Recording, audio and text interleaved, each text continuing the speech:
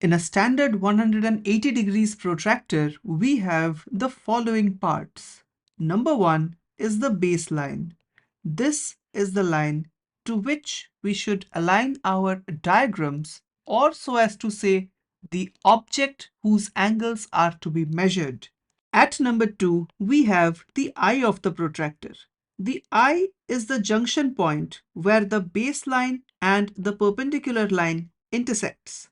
The function of the eye is to get aligned with the vertex of the angle to be measured. The third part of the protractor is its inner scale. It is present in the interior side starting from 0 and running all the way up to 180 degrees in anti-clockwise direction. And finally, the last item of our protractor is the outer scale. It runs in clockwise direction from 0 to 180 degrees. Thanks for watching this short explanatory video about the parts of a protractor. I'll see you tomorrow with a fresh topic on another video. Goodbye.